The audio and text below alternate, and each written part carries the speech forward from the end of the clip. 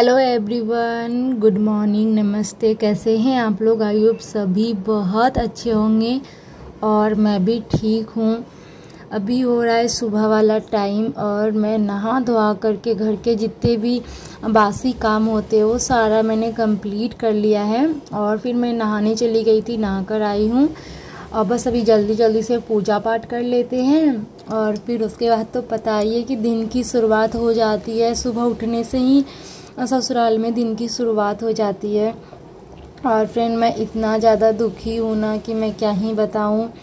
कहते हैं ना कि जब मुसीबत आती है ना तो चारों तरफ से आती है। हमारा वैसे तो मुझे उतना जल्दी जल्दी पैसा मिलता नहीं है क्योंकि मेरा उतना अच्छा खासा व्यू नहीं आता है चैनल पर, लेकिन मेरा 6 महीना में पैसा आए या 1 साल में आए फिर भी मैं खुश हूँ। संतोष है मुझे, जितना है मेरे पास, जितना माता रानी की कृपा से हो पाता है वही मेरे लिए बहुत है। कहते हैं ना कि खुद के कमाए हुए 1 रुपये भी होता है ना तो उस पर हमें गर्व होता है। और लालच या चोरी का अगर हम लाखों करोड़ों किसी का हड़प ले या ले तो वो दिल को शांति नहीं मिलती है। तो इसलिए कहते हैं ना, बस अपना पे बने रहना चाहिए इंसान को। तो बस वही है मेरा, जो है मेरा अपना। अगर मेरा है तो मैं छोड़ूंगी नहीं और किसी और का है तो मैं लूँगी नहीं।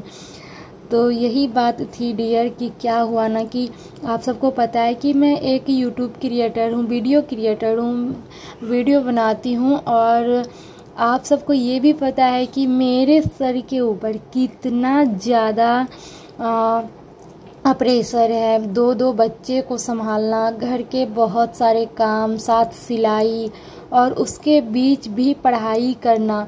और अभी मुझे कंप्यूटर क्लास भी मैं ज्वाइन करने वाली हूँ कुछ दिन में, तो मैं उसके लिए प्रॉपर टाइम नहीं निकाल पा रही हूँ। हमारे पतिदेव का कहना है कि हम तो नहीं पढ़ पाए लेकिन तुम पढ़ो और कुछ करो अपने लाइफ में, ताकि तुम्हें किसी और पे डिपेंड ना होना पड़े। हमारे पतिदेव का यही एक सोच है और जैसे भी होता है वो मेरे लिए सोच रहे हैं, कर रहे हैं। ससुराल में एक पति ही ऐसा आदमी होता है जिस पे हम पूरा तरीके से विश्वास कर सकते हैं और उनको देख करके अपना पूरा ज़िंदगी, पूरा लाइफ जी सकते हैं। और इसी वजह से मैं बहुत ही खुश रहने की कोशिश करती हूँ। हमारी जैसी भी लाइफ है, हमारे लाइफ में बहुत अच्छा बुरा वक्त, अच्छा तो जल्दी नहीं आता है लेकिन बुरा बस तुरंत पाँव पसारे रहता है, बस आते रहता है। ऐसे ही कुछ मेरे साथ कल हुआ कि मेरा एडसन डिलीट हो गया। जो भी मेरा थोड़ा बहुत डॉलर बनता था वीडियो के ज़रिए, तो वो कोई ना कोई वजह से प्रॉब्लम आया और डिलीट हो गया।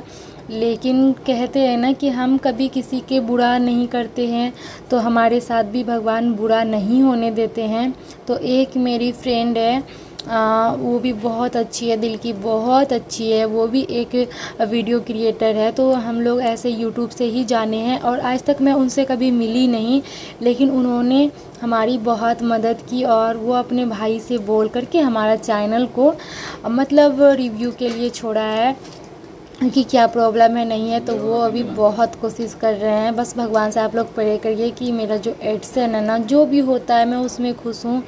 भगवान अगर चाहते हैं, अगर भगवान चाहेंगे कि नहीं मेरे पास इतना आना चाहिए, कहते हैं ना वक्त के हिसाब से इंसान के पास वो चीज़ें आ जाती है। कभी भूखे नहीं रहते हैं जो भगवान के बंदे होते, भगवान के बच्चे होते हैं, तो उन्हें भगवान कभी भूखे सोने नहीं देते हैं। तो जैसे भी होता है ना, सब चल ही रहा है, घर गृहस्थी मेरा जैसे भी चलता है। तो आप सबको तो पता ही हमारे पतिदेव के ऊपर कितना बड़ा मुसीबतों का पहाड़ टूटा था लॉकडाउन के समय, जब कोरोना आई थी। तो उसी समय से हमारे पतिदेव के ऊपर इतना बड़ा मुसीबतों का पहाड़ टूटा, लेकिन कोई नहीं, जैसे तैसे भी हम लोगों का हो पा रहा है गुजारा, तो हम लोग कर ही लेते हैं। बाकी बात जैसे भी है, खुश हैं अपने लाइफ में।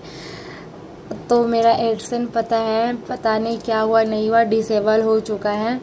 तो क्योंकि ये वजह इसलिए हुई ये प्रॉब्लम क्योंकि मैं व्लॉग नहीं डाल पा रही हूँ डियर। आप सबको पता है कि मैं बहुत ही ज़्यादा प्रेशर में रहती हूँ क्योंकि जब पता है ना कि कर्ज की जो टेंशन होती है ना, तो वो बहुत ख़राब चीज़ है। अगर हो जाती है ना तो फिर वो चीज़ें दिमाग से निकलती नहीं है। बस मैं उसी को लेकर के ना रात दिन सोचते रहती हूँ। बस सोचती हूँ कि जो बना पड़ा है बस बनाऊँ, खा लूँ, बाकी बात कुछ आगे ना करूँ। और बस सोचते सोचते ना दिमाग में बस कुछ करने का भी मन नहीं करता। ऊपर से दिन कब ख़त्म हो जाता है ये चीज़ें तो पता ही नहीं चलती है। लाइफ में भाग दौड़ बहुत ही ज़्यादा है।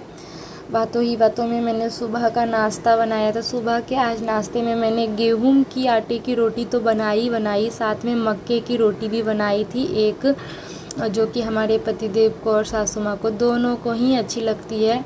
और मैंने बस छोटा सा एक टुकड़ा लिया था खाने के लिए, क्योंकि मैं उतना ज़्यादा ना सत्तू हो गया या मक्की की रोटी ये सब मैं उतना पसंद नहीं करती हूँ।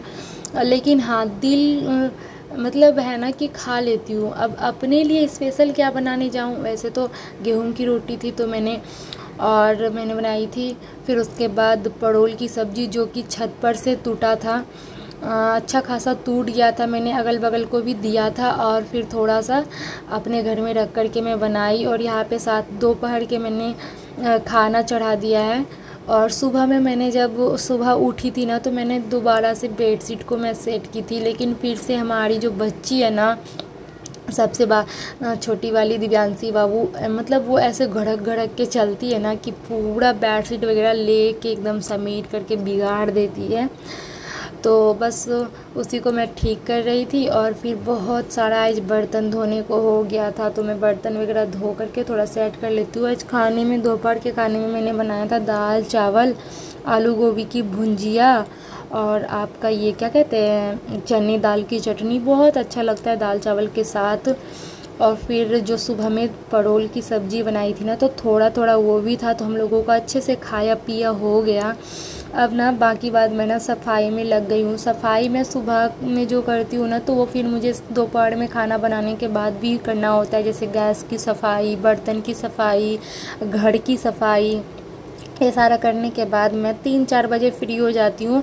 फ्री क्या होंगी बस मतलब जैसे ही फ्री होती है थोड़ा बहुत बच्चे पे ध्यान दे करके और सिलाई में अपना टाइम निकालती हूँ, तो मैं सिलाई करने बैठ जाती हूँ। और आप लोग कहते हैं कि दीदी आपका सिलाई मशीन कब आने वाला है, तो मैंने कहा ना कि जब मुसीबतों का पहाड़ टूटता है ना तो चारों ही तरफ से टूटता है।